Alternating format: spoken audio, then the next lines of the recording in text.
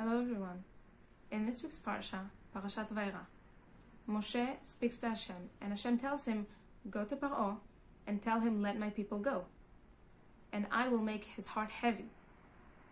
Basically, Hashem is saying, I will take away his free will. He will not let Bnei Israel go. And there's a big debate, is Hashem taking away Paro's free will? Because in Judaism, free will is a very, very important thing.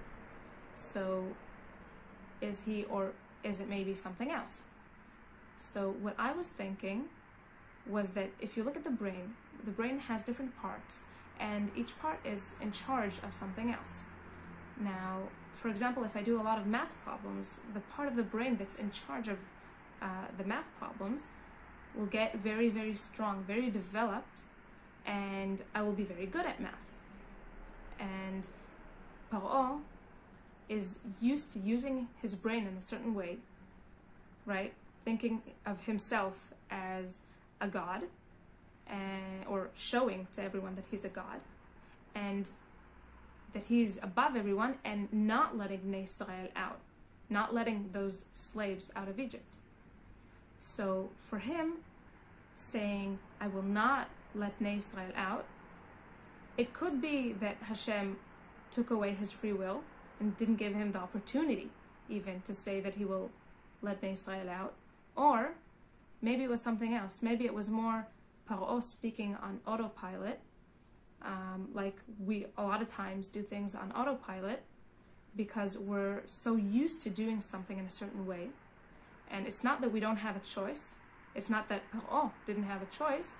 It was just because he was accustomed to be a certain way, to saying, no, they are my slaves. And that's, I think, a way that we can understand it, can look at it as maybe Hashem took away his free will, and maybe it was more of a result of Paro's way of thinking.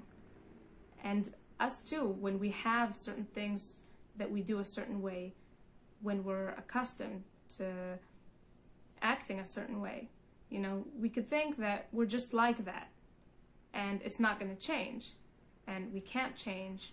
But if we stop a second before we act, we don't act on autopilot, and we think, what do I want to do? I have a choice.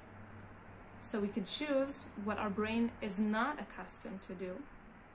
And if we do that a few times, it will slowly, slowly become easier for us to do what we're not accustomed to, and we will change our brain that way, in a way that we like much more. Shabbat Shalom.